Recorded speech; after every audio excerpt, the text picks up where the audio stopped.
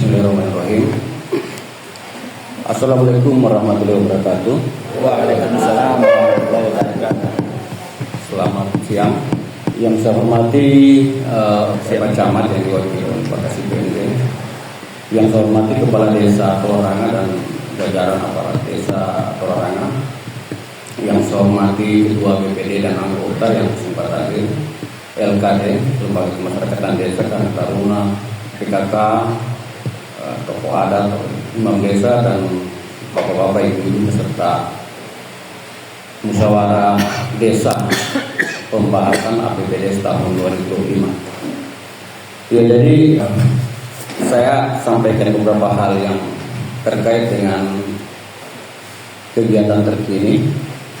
Tadi sudah disampaikan oleh Pak Kades, kemudian disampaikan oleh Pak Kasibende. Ya, jadi tahun ini agak sedikit berbeda mekanisme pengelolaannya, tapi sebenarnya pada prinsipnya sama yang sudah kita lakukan.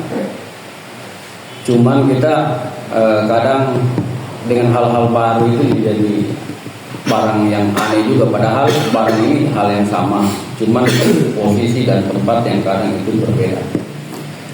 Nah, jadi sudah disampaikan tadi bahwa tahun ini dana desa itu memang masih agak sedikit berkurang, agak turun dari kita harapkan kemarin naik. Nah, tapi ini bisa dimaksimalkan dengan beberapa program yang bisa kita lakukan.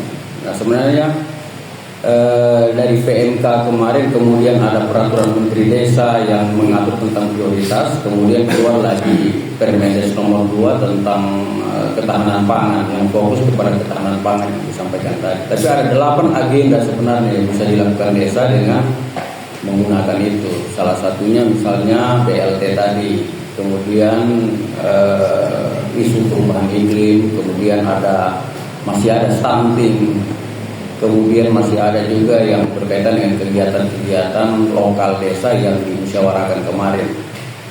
Nah, yang menjadi pertanyaan itu kemudian menjadi hal yang dijadikan isu di pemerintah desa hampir se-Indonesia itu ya ketahanan pangan itu, karena mekanismenya itu 20% ke pengelolaan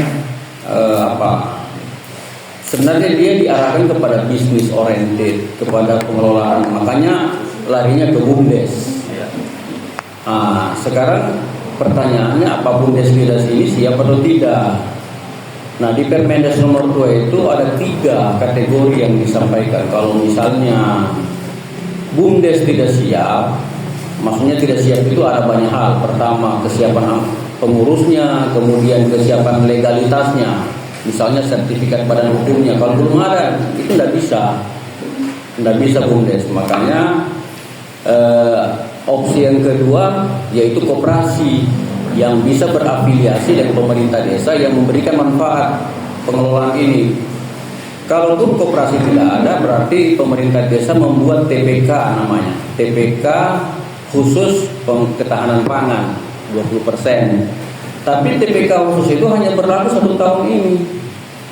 Hanya berlaku 1 tahun ini sembari bagaimana mengantarkan BUMDes itu bisa memiliki kelengkapan administrasi dan pengurus yang baik, seperti itu. Jadi kalau sekarang BUMDesnya belum ada pengurus atau pengurusnya sudah ada kemudian legalitasnya belum ada, nah TPK khusus itu mengantarkan.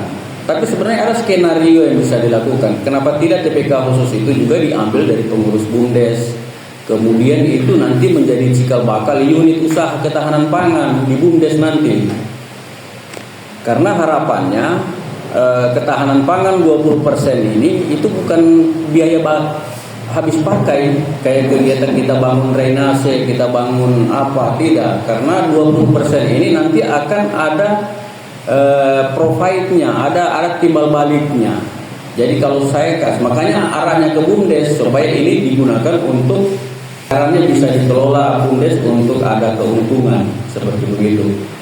Maksudnya keuntungan karena program nasional itu sekarang itu yang ada isu tentang makan siang gratis bergizi untuk anak-anak sekolah itu ada anggarannya, bukan diambil dari dana desa. Jadi anggarannya ada itu nanti akan turun di masing-masing desa atau turun di masing-masing kecamatan. Kemudian anggaran itu daripada dia membeli kebutuhan makan siang itu dari luar, makanya ketahanan pangan itu untuk memfasilitasi masyarakat, misalnya butuh beras, butuh telur, butuh ayam dan lain sebagainya. Itu uang itu tidak lari ke desa Siniung, tidak lari ke desa Tandai, tetap berputar di Torarangan. Dengan 20% itu yang kita manfaatkan. Seperti begitu. Jadi ada efeknya, makanya BUMDes yang kelola seperti itu. Tapi makan siang itu bukan mengambil uang dari dana desa. Nah, dana desa itu 20% itu hanya untuk dipakai memfasilitasi supaya kita punya usaha. Jadi kalau turun itu makan siang, supaya kita tidak beli, misalnya beli beras di mana, beli ayam di mana, beli telur di mana. Kan nanti ada pengelolanya nanti itu, pengelola makan siang itu bukan, nanti ada timnya sendiri. Kemudian mereka bawa uang untuk tim itu. Nah tim itu kalau butuh beras tidak mungkin dia lari ke sana. Kalau kita punya di sini, mendingan beli di sini. Makanya itu BUMDes yang fasilitasi. Apakah BUMDes yang jual beras atau BUMDes yang fasilitasi kelompok masyarakatnya? Kemudian misalnya butuh rica, ya bikin petani rica supaya rica tidak beli di luar, tetap beli di situ. Makanya ketahanan pangan itu untuk itu. Dia bukan untuk tanaman tahunan, tapi tanaman jangka pendek yang bisa dimanfaatkan untuk itu. Nah, jadi itu kita punya persepsi harus sama dulu situ supaya makanya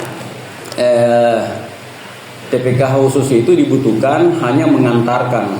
Jadi misalnya tahun 2026 itu sudah tidak bisa lagi TPK khusus.